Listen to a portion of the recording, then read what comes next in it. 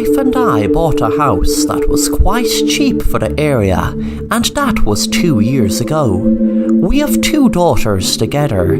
At first, everything was fine, and nothing out of the ordinary ever happened. Then one day we would find every chair, pot, jar and other household objects all divided into 2 corners. One corner of the household objects had a red mark on them, while the other half of household objects had a blue mark. We tried putting things back to where they were supposed to go, but everything ended up being divided into their corners again. Then one day I awoke with a blue mark on my arm, and same with my oldest daughter. We both found ourselves with the other household objects that also had a blue mark on them. My wife and my youngest daughter had a red mark on them, and they awoke alongside the household objects that had a red mark on them as well. We then brought in a psychic, and she told us that the spirits from the married couple who used to live in this house are now finally divorcing in the afterlife. They have split up everything 50-50 and marked them red and blue. Red is for the deceased husband, and the blue is for the deceased wife. My wife and I looked at each other, as we both knew we would be taken away. We knew we had to get out of this house or sell it as quick as possible. Then one day, some of the household objects that were divided into red and blue had disappeared. Our daughters were part of the disappearance. The 2 spirits are slowly taking their 50-50 divorce splits. Me and my wife are just waiting for us to get taken now.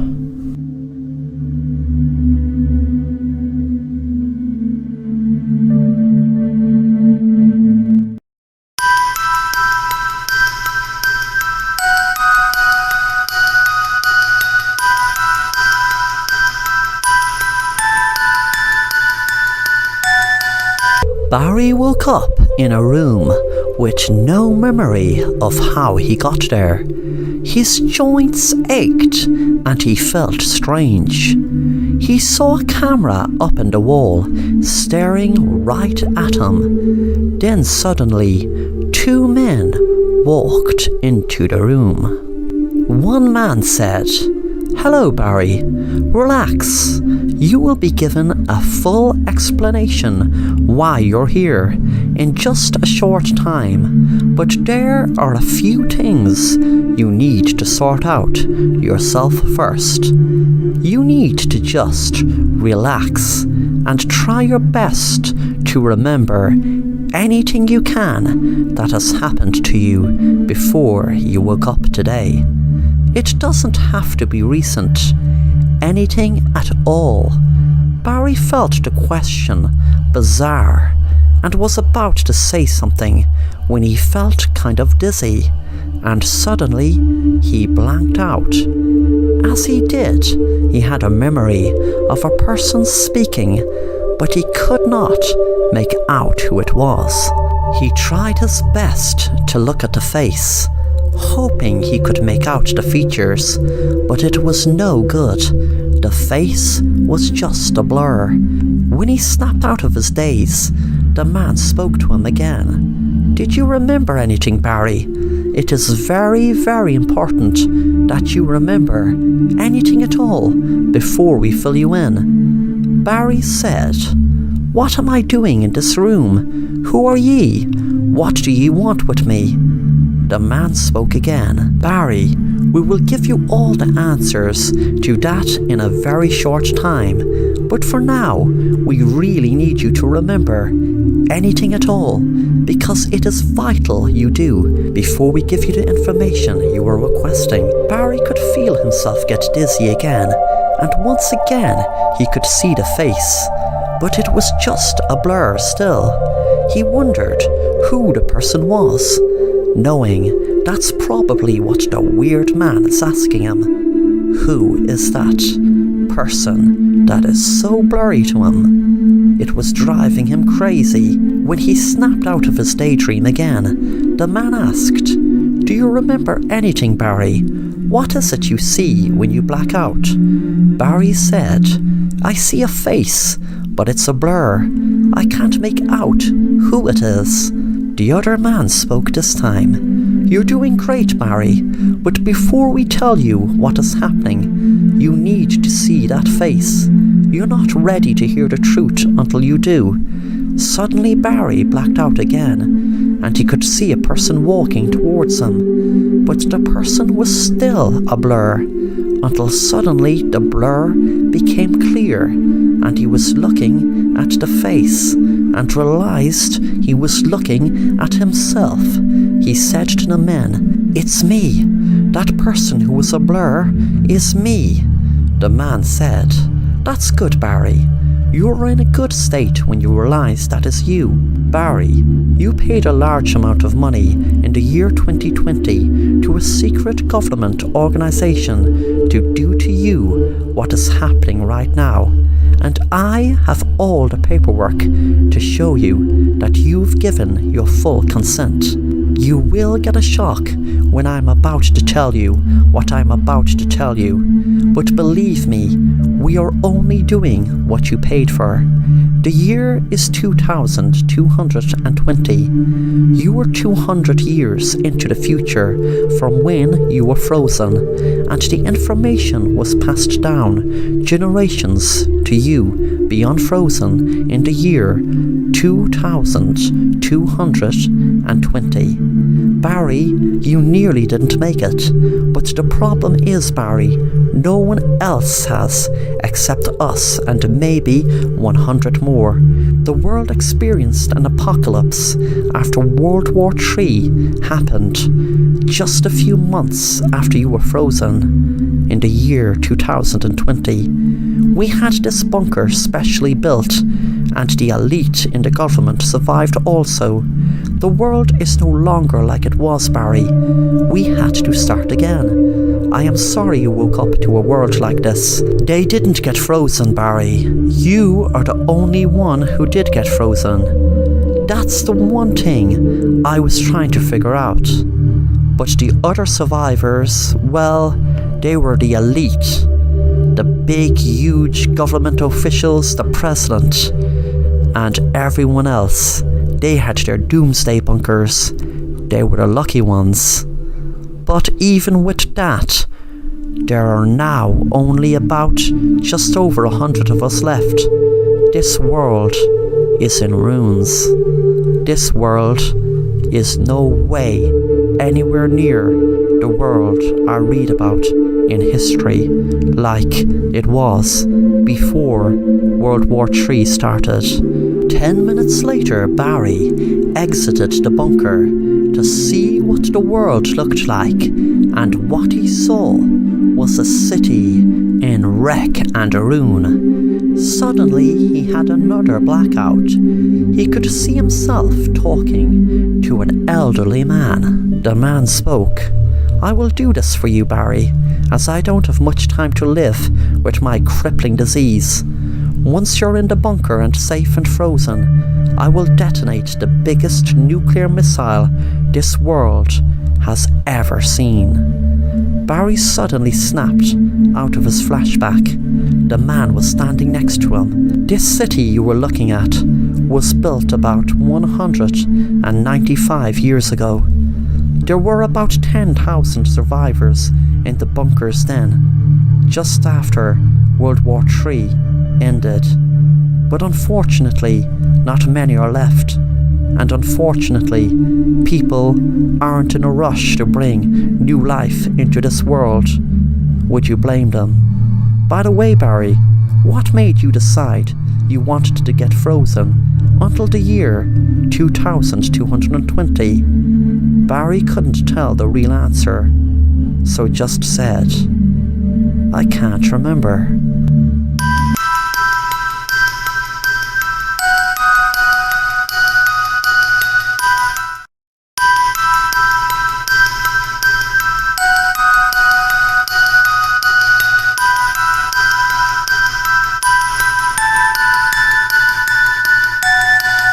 Simon was walking down the street, ready to deliver a package to the local TV station.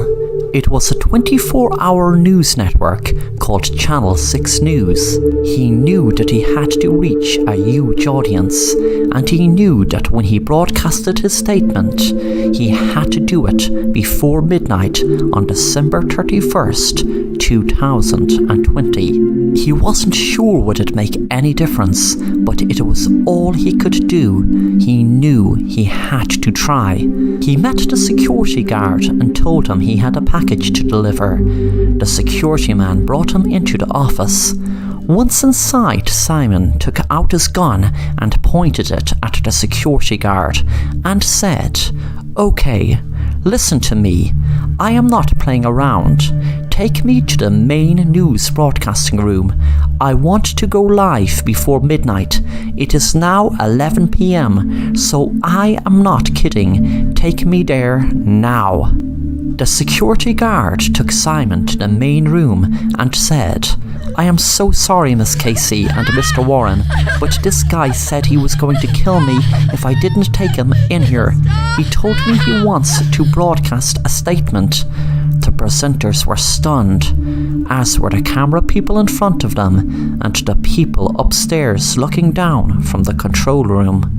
Simon said, "Okay, what the man said is true. I need to make a statement, live, and I need to make it soon." Mr. Warren said, "Look, calm down, son. You can't just walk into a news station and demand to give a live statement." The second Simon walked into the room, they had cut to a commercial break, so no one was seeing what was happening. Simon held the gun to Mr. Warren's head and said, "I am going to blow your bloody head off unless you get me on that bloody camera now to me give a live statement, and I don't want it on delay. I want it to go out live." Mr. Warren tried to run and bring Miss Casey with him. Suddenly Simon got startled, and by accident his gun went off and shot Mr. Warren in his head. He shouted, "Look what she made me do." He ran over to the security officer and said, "Get me live on air now." The security thought Simon was going to kill him, so he quickly got out his gun and pulled the trigger and shot Simon in his head. Simon fell dead on the ground. The police were called, and when an officer was searching his pocket, he found a piece of paper, which he thought must have been the script of the live statement he was talking about. It was midnight. He heard a strange sound, and people near the window shouted in amazement. He hadn't time to even read the first line of the statement, but he heard them shouting from upstairs. "What the hell is that?" He ran up to see what it was, and when he looked out the window, all he could see were UFOs all over the sky, and the sky had turned red. He looked down at the piece of paper and read, "I can't give this message online. They will find me that way. The only way is live on TV. They might still find me, but at least that way they won't be able to take it down straight away. I know that if I tried to mention it online, they would have words flagged to it be disrupted before I get the truth out. After midnight tonight, there will be an alien invasion. This was known for months, if not years, by the elite around the world. Some of the aliens are here already. They were here for a very long time. I don't exactly know how long. Tonight your president and elite government members around the world are sitting comfortable in underground bunkers. Those bastards did a deal with an alien race. It's a new world order. They're going to take over Earth. Humanity is going to be wiped out tonight, besides those elite bastards. I don't know what is in it for the elite, but I overheard this information. If anyone knew what I knew, I would have been killed, but I am telling ye tonight." With that, there were beams beamed into the studio, and everyone seemed to disappear.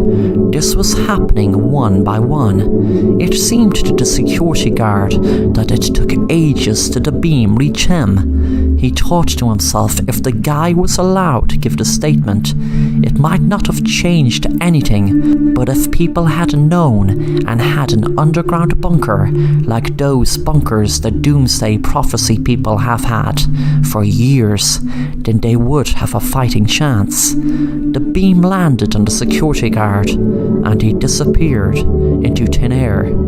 Down in a bunker, the president spoke. "Well, my friends, there is food and essentials for about a week. We were promised the air above will be clean in about 5 days, so we just have to suffer the boredom down here. But when we're above, my friends, we will be in a much better world. We will be in a world that us and the reptilians can coexist in the open and not hidden like we have been for so long."